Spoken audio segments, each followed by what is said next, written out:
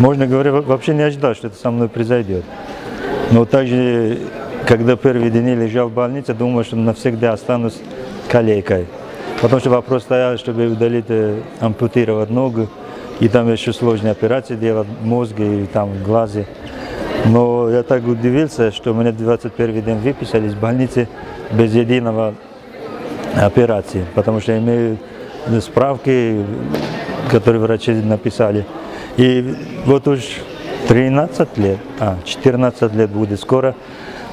Я иногда листаю то, что мне врачи написали, вспоминаю там кадры и фотографии, которые мне друзья сделали.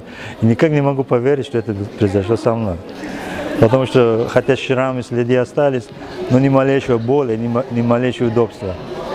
И эта история меня подтолкнула гораздо к серьезности, к отношению лично к Богу и отношению ко мне. И самое важное, когда я слышу или вместе молимся, и когда люди примиряются с Иисусом, я думаю, это самое лучшее переживание в моей жизни, когда люди осознанно каются, и через время, например, я узнаю, что жизнь людей изменилась.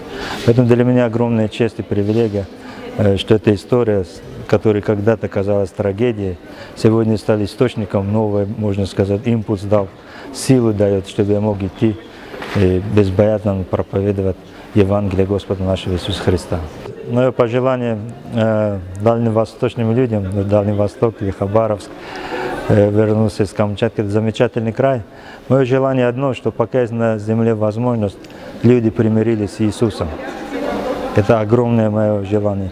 А мое такое, может, напутственное слово с теми, которые сегодня примирены с Иисусом, чтобы они еще больше прилепились к Нему и принесли реальные плоды и дары Духа Святого в жизни других людей, чтобы Господь их благословил и употребил.